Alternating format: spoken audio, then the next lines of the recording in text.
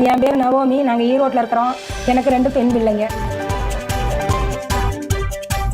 35 வருஷமா உடம்புல ஒரு பிரச்சனை இருந்துச்சு. தலையை 2 பக்கமே வீங்கும், வலது பக்கமும் வீங்கும், இடது பக்கமும் வீங்கும். தலையில உள்ளுக்குள்ள குடையும் அப்படியே மண்டை, காது, பின்பக்கம், முன்னாடி எல்லா பக்கமுமே குடையும்.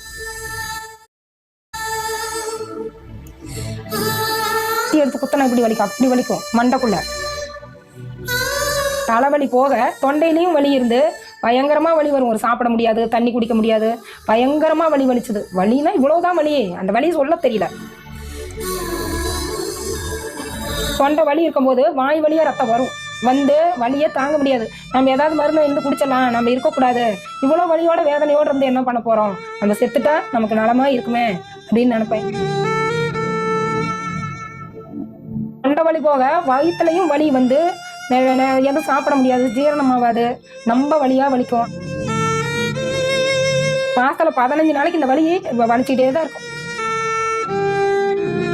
ரத்தமா கக்கிட்டு நம்ம வேதனையோட வலியோட இருப்பேன். 2004 ஆஸ்பத்திரி போய் பார்க்கும்போது நுரையீரல கட்டி இருக்குது. அது வந்து நம்ம உங்களுக்கு வலியாக தான் இருக்கும், வேதனையாக தான் இருக்கும். நீங்கள் தொடர்ந்து ஆஸ்பத்திரிக்கு வாங்க, நீங்கள் வந்து மாசத்துல ஒரு நாளைக்கு செக் பண்ணி பார்த்து மாத்திரை மருந்து வாங்கி சாப்பிடுங்க அப்படின்னா. எல்லா ஆஸ்பத்திரியுமே சொல்கிற ஆஸ்பத்திரிக்கெல்லாம் போனோம். கோயம்புத்தூர் போனோம், பாண்டிச்சேரி போனோம், போகாத ஆஸ்பத்திரியில் போனோம். எங்கே போய் ஊசி போட்டும் நல்லாவல, மாத்திரை தின்னும் நல்லாவல. ஆப்ரேஷன் பண்ணிக்கலாமான்னா அது நுரையீரல் இருக்கிறதுனால பயம். அப்படியே விட்டுட்டேன். மறுபடியும் எனக்கு அந்த ஆஸ்பத்திரி மாத்திரை மருந்து திங்கணும் அப்படின்னு விருப்பம் இல்லை. இவ்வளோ மாத்திரை மருந்து தின்னு நல்லாவல, அப்புறம் எப்படி பொழுதுங்கிறது நான் விட்டுட்டு அந்த மாத்திரை மருந்து திங்கணும். இந்த வலியோடைய இந்த வாழ்க்கையை ஓட்டிட்டேன். இப்படி இருக்கும்போது 2025 ஐயா மோகன் ஐயா ஈரோடு வந்திருந்தாங்க. நாள் கூட்டத்துக்கு போயிருந்தோம். 2வது நாள் கூட்டத்துக்கு போயிருக்கும்போது மழையா இருந்தது. அப்போ ஐயா நின்று தான் ஜெபம் பண்ணாங்க. எல்லாருக்காக நோவாளிக்காக ஜெபம் பண்ணாங்க. அப்போ நானும் வகுத்து மேலே கையை வச்சு எனக்கும் நல்லா போகணும் அப்படின்னு ஜெபம் பண்ணேன். நான் ஜெபம் பண்ணிட்டு இருக்கும்போது ஒரு கரம் வந்து அப்படியே புடிங்கி அந்த கட்டி எடுத்ததை நான் உணர்ந்தேன். அதுக்கு பிற்பாடு அந்த கட்டி அப்படி தொட்டா தெரியும். கட்டி நல்லா பெருசா இருக்கிறது நல்லா தொட்டா தெரியும்.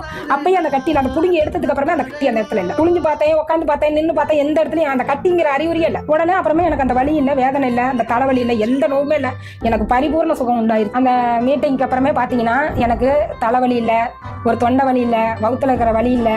எனக்கு எல்லாமே அந்த மீட்டிங்க்கு அப்புறமே நாங்கள் போயிட்டு அந்த மீட்டிங்க்கு போயிட்டு வந்ததுக்கு பிற்பாடு எனக்கு பரிபூர்ண விடுதலை ஆண்டவர் கொடுத்துட்டாரு.